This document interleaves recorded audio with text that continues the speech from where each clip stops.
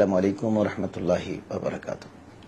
রোজা পালনকালীন সময়ে ভুলক্রমে কোনো কিছু খেয়ে ফেললে রোজা ভঙ্গ হয়ে যাবে কিনা?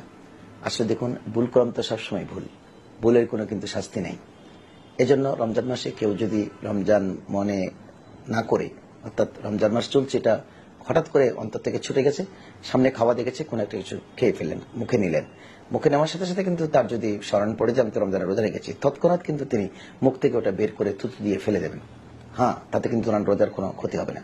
পাশাপাশি যখন উনি কোনো কিছু খেয়েই ফেললেন, খেয়ে ফেলবার পরে ওনার স্মরণ হচ্ছে না আমি তো একেবারে রোজা রেখেছি, আমি তো ভুলে গিয়েছি, তখন ইনি রোজা কন্টিনিউ করবেন, ওনার রোজা হয়ে যাবে।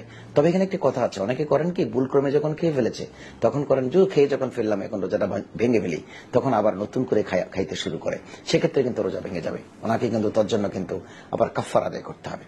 উনি রোজাটা কন্টিনিউ করবেন, ওনার রোজার কোনো অসুবিধা হবে না, যেহেতু উনি ভুলক্রমে খেয়েছেন। আর মুখে থাকলে মুখ থেকে দ্রুত সেটা তথ্য সহকারে উনি বাইরে ফেলে দেবেন।